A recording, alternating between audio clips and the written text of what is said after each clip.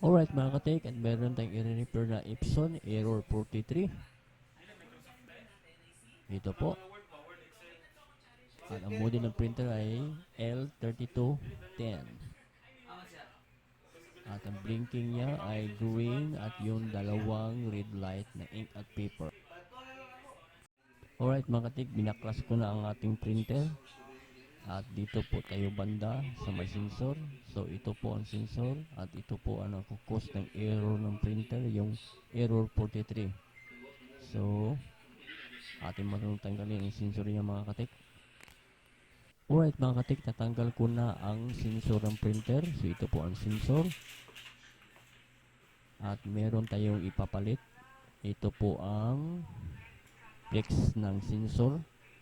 So ito po ang may sira. So papakita ko sa inyo mga katik kung ano ang sira nito. Iikutin ko muna mga katik para makita nyo na maayos. Yan po, kita nyo sa baba, may putol o mahiwa. Yan po nakakos ng error ng printer na error 43. So ito po ating papalitan ng bago mga katik. So meron ako nakita dito na bagong sensor na may flex.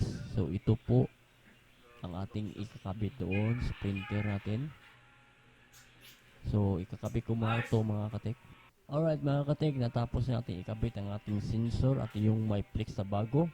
So itatry natin mga katik kung working na talaga ang ating printer mga katik. Okay mga katik, itry natin ating printer. I-power on natin mga katik. Tignan natin kung wala na bang error, yung error code na light. Kung mag-stable na ba ang green light. Ayun, stable na mga katik. Alright. At ito po yung flex na nasira, yung may putol. Yung pinakita ko sa inyo kanina. Yan po ang flex. So, ang next natin gawin mga katik ay mag-try tayo mag-print. So, subukan natin mag-print kung mag-print ba siya.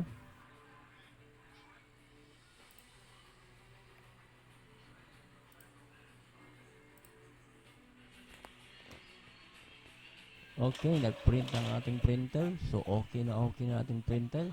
So, yun lang po ang yung gagawin kapag may error 43. Papalitan nyo lang ng sensor. Yung kanina, yung pinakita ko sa inyo. Okay na to mga katik. Goods na, goods na.